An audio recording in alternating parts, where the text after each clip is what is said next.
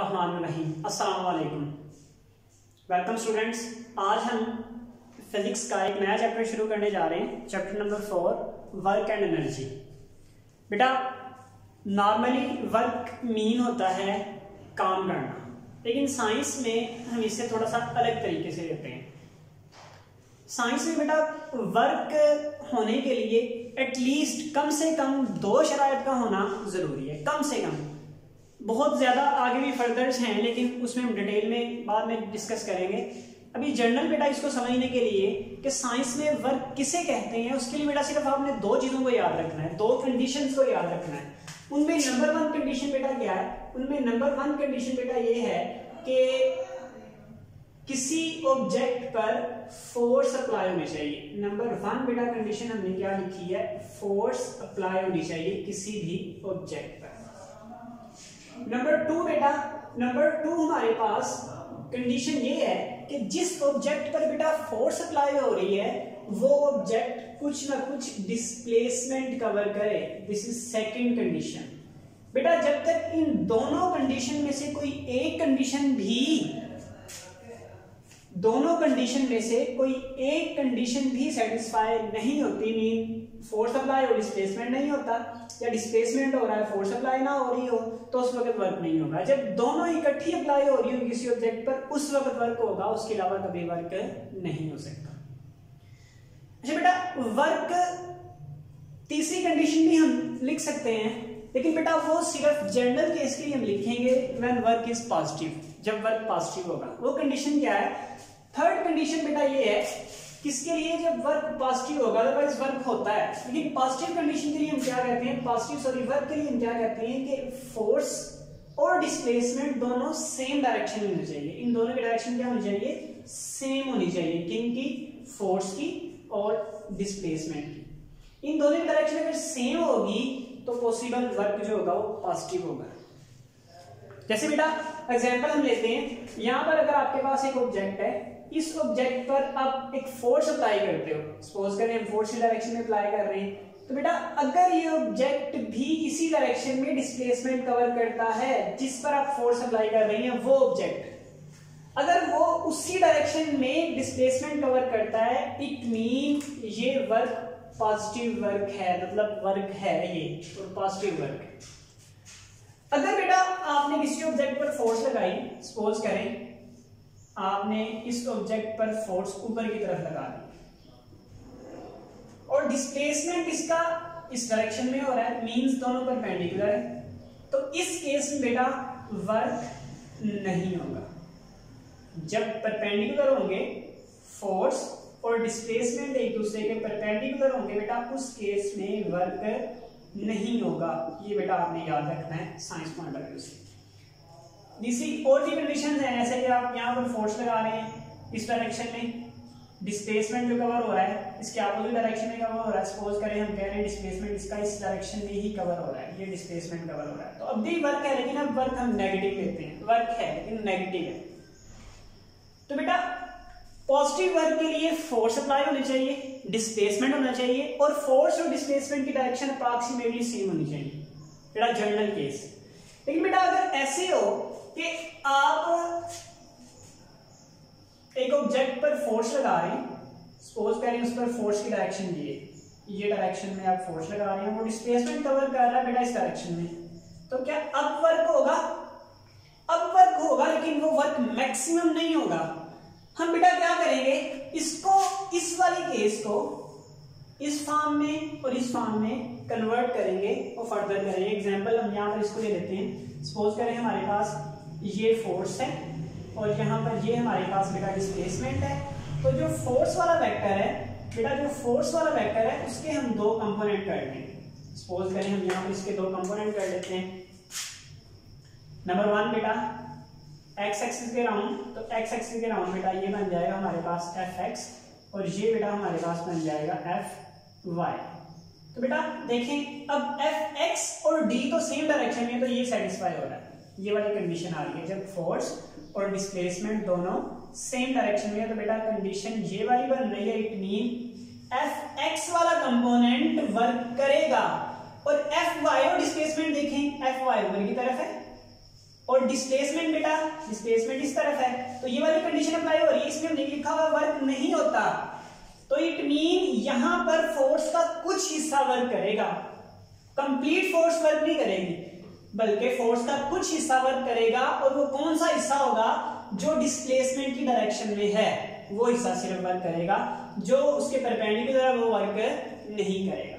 तो बेटा यहीं से हम वर्क की डेफिनेशन निकालते हैं, वर्क की डेफिनेशन लिखते हैं, हम लिखते हैं the product of displacement and the component of force which is in the direction of displacement. Very simple, इसी को बेटा लिखे रहने देते हैं। तो बेटा यहां पर दोबारा एक मरतबा निकाल करवा लूं, जब दोनों अप्रॉक्सीमेटली सेम डायरेक्शन में नहीं है तो उस वक्त हम फोर्स के कंपोनेंट्स कर लेते हैं, टू कंपोनेंट्स कर लेते हैं, एक्स एंड वाई, या कोई भी दो कंपोनेंट आप कर सकते हैं। एक कंपोनेंट उनमें डिस्प्लेसमेंट के अलोंग होना चाहिए और दूसरा कंपोनेंट उसके परपेंडिकुलर होगा। तो बेटा जो कंपोनेंट डिस्प्लेसमेंट के अलोंग होगा तो वो कंडीशन को सेटिस्फाई करेगा, ये वाली कौन सी कंडीशन, फोर्स और डिस्प्लेसमेंट दोनों सेम डायरेक्शन में। और जो दूसरा कंपोनेंट है जो परपेंडिकुलर है वो बेटा इस वाली कंडीशन को सेटिस्फाई करेगा कि फोर्स और displacement perpendicular mean no work. It means that कि फोर्स का वो हिस्सा जो डिस्प्लेसमेंट की डायरेक्शन में है वो वर्क में पार्टिसिपेट कर रहा है, और फोर्स का वो हिस्सा जो डिस्प्लेसमेंट के परपेंडिकुलर है वो वर्क में पार्टिसिपेट नहीं कर रहा। दैट्स व्हाई बेटा हम सबसे पहले यहां पर उसकी डेफिनेशन लिखते हैं, और डेफिनेशन बेटा इसी रूल को अप्लाई करके लिखेंगे। बेटा लिखेंगे the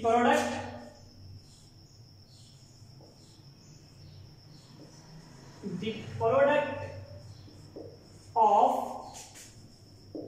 displacement and component of force. बेटा रिमेंबर, कंपोनेंट यानी हिस्सा किस चीज का, फोर्स का, विच इज जो के which is in the direction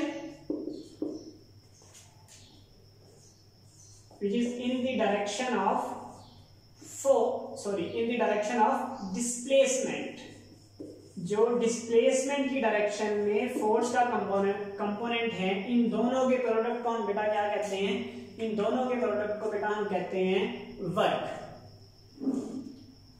तो बेटा इज कॉल्ड, इसको लिख लेते हैं, इज कॉल्ड वर्क, इसे बेटा हम क्या कहते हैं, वर्क कहते हैं। आई होप बेटा आपको क्लियर हो गया होगा। बेटा अगर इस डायग्राम को हम फॉलो करें तो हमारे पास बेटा यहाँ पे वर्क का मैथमेटिकल फार्मूला, इसको हम जरा नीट करके डायग्राम इसको बना लेते हैं। तो यहाँ पे सपोज करें हमारे पास बेटा ये फोर्स अप्लाई हो रही है किसी एक ऑब्जेक्ट पर, सपोज करेंगे हमारे पास एक बॉल है, इस तो बॉल पर फोर्स अप्लाई हो रही है, लेकिन वो बॉल इस डायरेक्शन में बेटा मूव कर रही है, मतलब डिस्प्लेसमेंट उसका जो हो रहा है वो इस डायरेक्शन में हो रहा है, डिस्प्लेसमेंट की डायरेक्शन ये और फोर्स की डायरेक्शन बेटा ये है। तो हम क्या करेंगे बेटा, फोर्स के दो कंपोनेंट्स कर लेंगे, दो कंपोनेंट, एक कंपोनेंट करेंगे बेटा हम इस डिस्प्लेसमेंट के लोग, रिमेंबर बेटा जब भी दो कंपोनेंट तहरीर करेंगे तो एक कंपोनेंट डिस्प्लेसमेंट के लोग होना चाहिए, तो इसको बेटा एक कंपोनेंट हमने डिस्प्लेसमेंट के लोग कर लिया और दूसरा कंपोनेंट बेटा उसके परपेंडिकुलर। अगर बेटा हम यहाँ पर रेक्टेंगुलर कोऑर्डिनेट्स ड्रा करें तो हमारे पास रेक्टेंगुलर कोऑर्डिनेट्स बेटा ये बताएंगे कि ये कंपोनेंट fx है और ये वाला कंपोनेंट आपके पास fy है। अब देखिए बेटा कौन सा कंपोनेंट है जो डिस्प्लेसमेंट की डायरेक्शन में है, ऑफ कोर्स बेटा fx जो है वो डिस्प्लेसमेंट की डायरेक्शन में है। fy यहाँ पर डिस्प्लेसमेंट के परपेंडिकुलर है, मीन fy की वजह से वर्क नहीं होगा। तो बेटा इसी डेफिनेशन को हम निकाल करते हैं, the product of displacement and component of force which is in the direction of displacement is called work. तो बेटा अगर हम इसको सॉल्व करें तो हमारे पास वर्क जो होगा, जनरल बेटा लिख रहे हैं, वर्क जो होगा वो किन दोनों का प्रोडक्ट होगा बेटा, वो हमारे पास होगा fx का मल्टीप्लाई बाय d का, इन दोनों का बेटा प्रोडक्ट होगा। और हमने बेटा चैप्टर नंबर 2 में पढ़ा था कि ax वाला कंपोनेंट इज इक्वल होता है a cos ऑफ थीटा के। तो बेटा अगर हम यहां पर लिखें f cos of theta multiply by displacement, तो बेटा इसको जनरल क्या लिख सकते हैं, हम लिख सकते हैं f d cos of theta. आपने बेटा एक और बात पढ़ी थी कि ए डॉट बी दो vectors is equal to dot product जब खत्म करते हैं तो हमारे पास आता है A B cos of theta. तो इट मीन बेटा हम इसको रिवर्स भी कर सकते हैं, यानी A B cos theta is equal to A dot B होगा। तो सिमिलरली बेटा यहां पर भी क्या होगा, यहां पर आपके पास होगा फोर्स डॉट डिस्प्लेसमेंट वर्क। तो बेटा वर्क का फिर फार्मूला हमारे पास जो बन जाएगा वो क्या बनेगा, F डॉट डी। बेटा जर्नल के लिए आपको लिखवाया हुआ है, अगर आप नोट करना चाहते हैं तो कर लें। तो बेटा मैथमेटिकल हम वर्क कैसे लिखते हैं,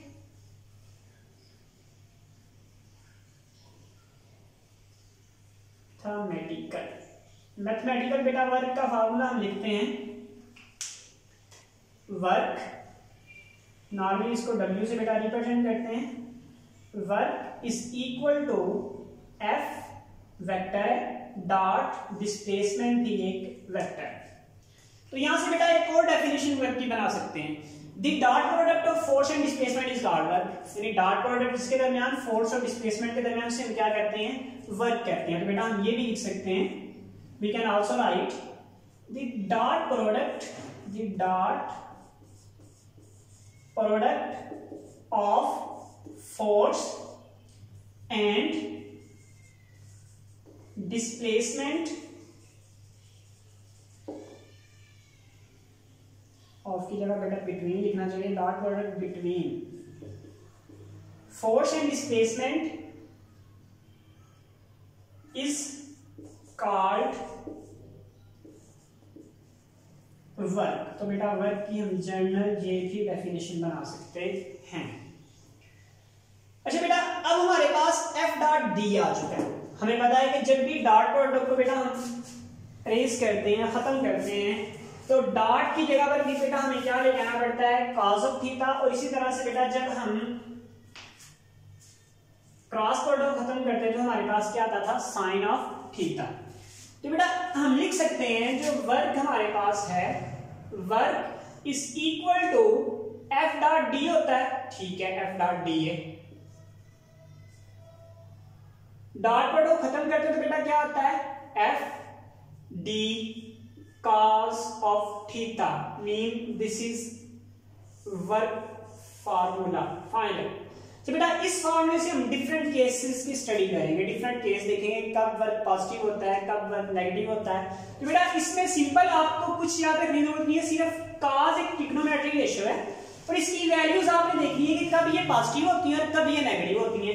जब cos की वैल्यू पॉजिटिव होगी तो उस वक्त वर्क पॉजिटिव होगा, और जब cos की वैल्यू नेगेटिव होगी तो उस वक्त वर्क नेगेटिव होगा। तो उसके लिए बेटा एक जनरल आप टेबल अगर बना लें तो आपको आपके लिए वेरी इजी हो जाएगा, बहुत आसान हो जाएगा। सपोज करें हम इस पॉइंट से स्टार्ट कर रहे हैं, तो यहां से यहां तक एंगल 90 हो रहता है। आप बेटा cos की इसके दरमियान मीन 0 से लेकर और 89 तक कोई भी वैल्यू पुट करें तो आपके पास cos की वैल्यू पॉजिटिव आएगी। रिमेंबर cos की वैल्यू बेटा क्या आएगी, पॉजिटिव आएगी। आपने बेटा ये भी याद किया होगा टेबल मैथमेटिक्स स्टूडेंट ने, ऑल साइन टेन और cos। इसका मतलब बेटा पहले क्वाड्रेंट में तो सारे पॉजिटिव हैं, इस क्वाड्रेंट में सारे नेगेटिव सिवाय cos के। तो मतलब cos इस पॉइंट से इस पॉइंट तक भी पॉजिटिव होगा। रिमेंबर बेटा अक्सर बुक्स में ये नहीं है, अगर एमसीक्यूज आ जाता है तो बेटा cos 271 से 270 पर तो 0 हो जाएगा, लेकिन 271 से 360 तक भी क्या होता है बेटा, पॉजिटिव होता है। रिमेंबर याद रखिएगा। हम बेटा लिखेंगे कि थीटा हमारे पास व्हेन थीटा हमारे पास बेटा क्या होगा, थीटा हमारे पास लेस देन किससे होगा, लेस देन होना चाहिए 90 से, लेस देन होना चाहिए 90 से। तो वर्क क्या होगा, पॉजिटिव होगा। 89 पुट कर दें। लेकिन बेटा एक और कंडीशन भी यहां पर है कि थीटा हमारे पास बेटा 271 से बड़ा हो और छोटा हो किससे, अप्रॉक्सीमेटली दोबारा कहां तक हम लाई करते हैं, थीटा को हम रियलाइज करते हैं अप्रॉक्सीमेटली 360 तक, क्योंकि 0 से 90 तक हमने ऑलरेडी सॉल्व कर लिया। तो बेटा 271 से बड़ा थीटा और 360 तक, तो ये भी वर्क क्या होगा, ये भी वर्क बेटा पॉजिटिव होगा। रिमेंबर, ये भी वर्क क्या होगा, पॉजिटिव होगा। बोथ केसेस में वर्क क्या होगा बेटा, पॉजिटिव होगा। जब ये वाला एंगल होगा और ये वाला एंगल होगा तो वर्क बेटा क्या होगा, पॉजिटिव होगा। Then the work is positive, work बेटा क्या होगा, पॉजिटिव होगा। नंबर 1 बेटा हमने ये केस कर लिया, केस नंबर 1 बेटा हमने ये कर लिया। केस नंबर 2 बेटा, अब मैक्सिमम पॉजिटिव कब होता है, तो बेटा 0 पे और 360 पे मैक्सिमम पॉजिटिव होता है। मैक्सिमम पॉजिटिव बेटा कब होता है, मैक्सिमम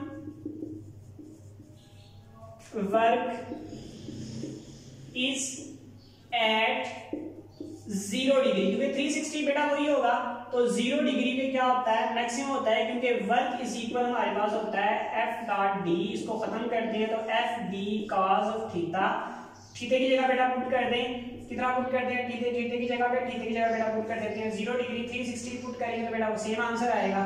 तो हमारे पास बेटा एफ डी कॉस 0 डिग्री, 0 का मतलब है 1, तो 1 मल्टीप्लाई वो भी आ रहेगा। बेटा एक और बात यहाँ पे इंपॉर्टेंट याद रखिएगा कि ट्रिग्नोमेट्री रेशियोज में कॉस और साइन की जो सबसे बड़ी वैल्यू होती है बेटा वो 1 होती है, 1 से बड़ी कोई वैल्यू नहीं आ सकती। इट मीन जब भी किसी का आंसर ट्रिग्नोमेट्री रेशियो में साइन और कॉस में 1 आ जाएगा तो वही आपकी मैक्सिमम वैल्यू होगी। इट मींस यही हमारे पास वर्क क्या होगा, मैक्सिमम होगा। वर्क क्या होगा बेटा इस केस में, मैक्सिमम होगा। बेटा 0 कब होगा, अभी थोड़ी देर पहले डिस्कस किया था। 0 कब होता है, जब एंगल कितना हो जाता है, 270 हो जाए या फिर 90 हो जाए। नॉर्मली बेटा 90 परपेंडिकुलर हम याद रखते हैं, तो उस केस में वर्क कितना होता है बेटा, उस केस में वर्क होता है हमारे पास है 0।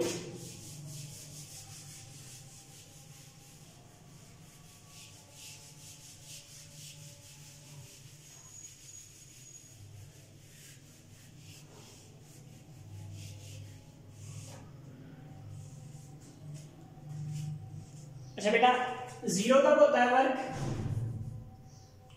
When theta is equal to 90 हो जाए या थीटा इज इक्वल टू 270 हो जाए, क्योंकि दोनों पर cos जो होता है, cos 90 बेटा 0 होता है और cos 270 भी 0 होता है। दैट्स वाई दोनों केसेस में वर्क कितना होगा बेटा, 0 होगा। एफ डॉट डी, तो हम बेटा लिख लेंगे, खत्म करेंगे डॉट प्रोडक्ट को, तो लिखेंगे F D cos of theta. हमारे पास बेटा आ जाएगा थीटा इज इक्वल टू 0 या 270 लिखेंगे बेटा, सेम आंसर आएगा। तो एफ डी कॉस 0 डिग्री, 0 का मतलब है बेटा 0 आंसर आएगा, 0 से मल्टीप्लाई करेगा तो कितना बन जाएगा 0। तो दोनों केसेस में वर्क कितना होगा 0। वर्क इज 0, वर्क कितना होगा बेटा 0 होगा। अब नेगेटिव वर्क कब होगा, तो बेटा देखें इन दोनों क्वाड्रेंट में साइन पॉजिटिव और टेन पॉजिटिव, मतलब यहां पर cos भी नेगेटिव होगा, यहां पर भी cos नेगेटिव होगा। इट मींस 91 से लेकर और 269 तक वर्क कितना होगा, नेगेटिव। रिमेंबर बेटा इंपॉर्टेंट पॉइंट है, इसमें कोई भी एंगल आ रहा है तो वर्क कितना होगा, नेगेटिव होगा। तो बेटा व्हेन थीटा बेटा कितना होना चाहिए, अब थीटा बड़ा होना चाहिए, किससे बड़ा होना चाहिए, थीटा 90 से बड़ा हो और छोटा हो, थीटा किससे छोटा हो, 270 से छोटा हो, तो बेटा देन वर्क इज नेगेटिव। तो वर्क बेटा हमारे पास क्या होगा उस वक्त, नेगेटिव होगा। आप कोई भी एक वैल्यू ले सकते हैं बेटा, इनके दरमियान में कोई भी वैल्यू ले तो वर्क नेगेटिव आएगा। एग्जांपल में बेटा थीटा इज इक्वल टू 180 ले लेते हैं, क्योंकि वो मैक्सिमम नेगेटिव वर्क होता है। जब मैक्सिमम नेगेटिव वर्क मीन -1 पे आ रहता है तो वर्क हमारे पास बेटा होता है एफ डॉट डी। जब एफ को और डी डॉट प्रोडक्ट खत्म करेंगे तो हमारे पास आ जाता है cos ऑफ थीटा। थीटा जब 180 पुट करेंगे तो एफ डी cos 180 और cos 180 बेटा हमारे पास होता है -1।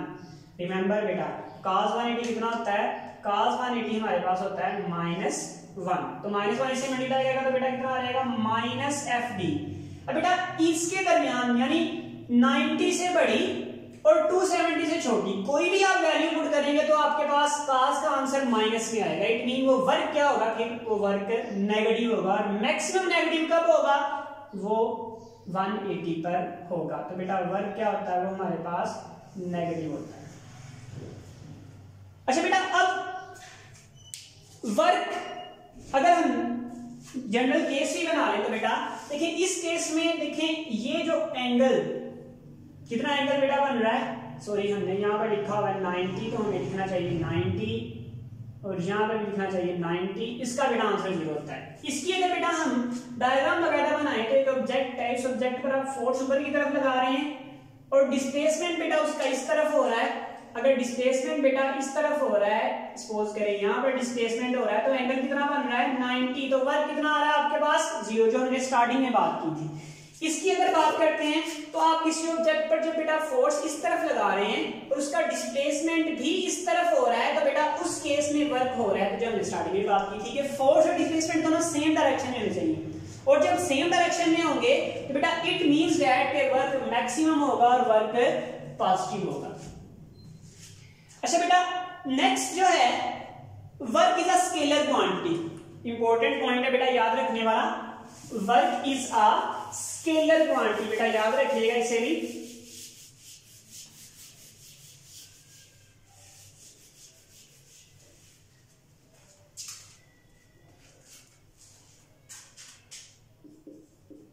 Work is a scalar quantity. अच्छा बेटा स्केलर क्वांटिटी आपने पढ़ा था a dot b is equal to a b cos of theta. बेटा जिसमें cos आ रहा है या डॉट प्रोडक्ट आ रहा है इसको नाम क्या देते हैं, इसे नाम देते हैं scalar product. Scalar product the type of product in which two vectors multiply gives the scalar quantity is called scalar product. मतलब दो वेक्टर मल्टीप्लाई कर रहे हैं और एक स्केलर क्वांटिटी दे रहा है, उसे स्केलर प्रोडक्ट कहते थे। तो बेटा यहां पर भी देखें हमारे पास f डॉट d है और f डॉट d वर्क को आंसर दे रहा है। इट मीन दो वेक्टर्स के दरमियान डॉट प्रोडक्ट, तो उसका आंसर बेटा क्या बनेगा, उसका आंसर ऑफ कोर्स स्केलर बनेगा। ये भी हम चैप्टर नंबर 2 में पढ़ा था। उसके बाद बेटा इसके यूनिट की बात कर लेते हैं। तो यूनिट बेटा फोर्स का यूनिट बेटा क्या होता है, फोर्स का यूनिट होता है न्यूटन। डिस्प्लेसमेंट का क्या होता है मीटर। और न्यूटन मीटर बेटा किसके इक्वल होता है, न्यूटन मीटर हमारे पास बेटा होता है इक्वल टू जॉल। तो इसका यूनिट बेटा क्या होगा, जॉल होगा। और इसकी अगर बेटा डायमेंशन की बात करें तो डायमेंशन के लिए बेटा हम लिख सकते हैं न्यूटन मीटर। यूनिट है किसका, न्यूटन बेटा किसके इक्वल होता है, न्यूटन होता है किलोग्राम मीटर पर सेकंड स्क्वायर और साथ में ये मीटर आ जाएगा। अब बेटा मीटर को मीटर से मल्टीप्लाई करते तो मीटर का स्क्वायर बन जाएगा। तो हमारे पास आ जाएगा किलोग्राम मीटर स्क्वायर और पर सेकंड स्क्वायर।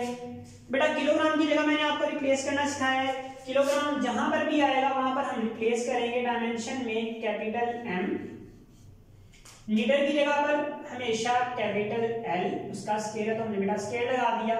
और S यानी सेकंड टाइम यानी कैपिटल T -2 बेटा ये हमारी क्या होंगी